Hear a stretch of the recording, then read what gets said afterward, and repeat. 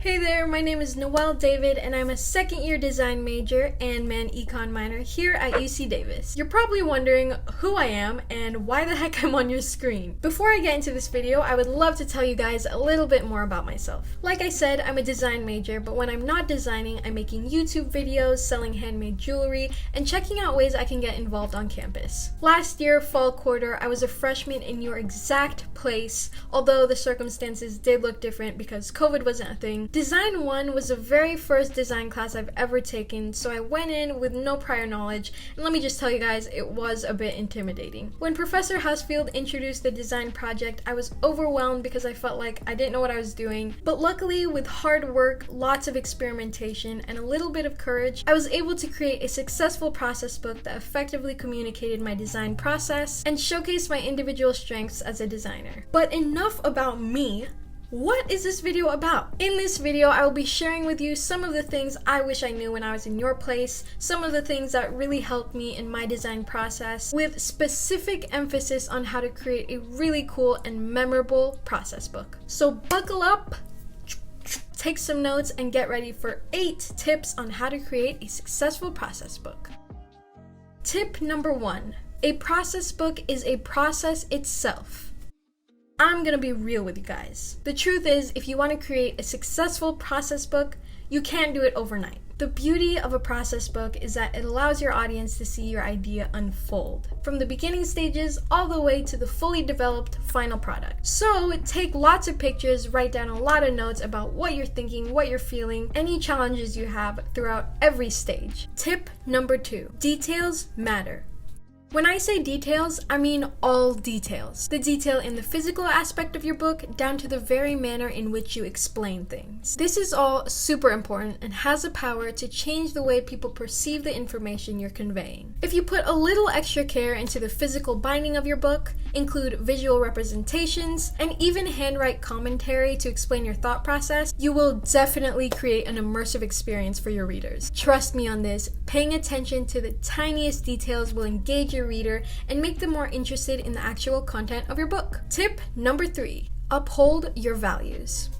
Your job as a designer is to get a task done, but not at the cost of your own personal values. From the front to the back cover of this book, you want to make your values undoubtedly known. Take a second to think about the things you want to emphasize in your process book. Why did you make the choices you did? What were the core values you were honoring when you were making certain decisions? Remember, your values explain the reasons behind your design choices. Tip number 4, get your hands dirty.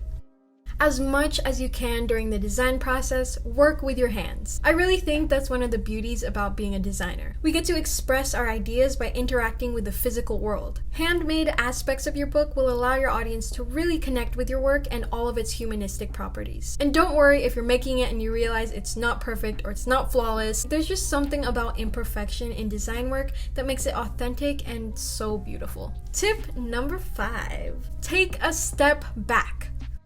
Making a process book is hard. Sometimes you'll experience creative blocks, and that's totally okay. What I would suggest is to take a break from your work and revisit it a couple hours later. Sometimes when you're working on design work, you could be looking at something for so long, and it's just helpful to take a breather and come back to it with fresh eyes. A little bonus tip is asking for others' opinions on your work. These things could give you so much clarity and even a new way of looking at your process. Tip number 6, utilize your skills.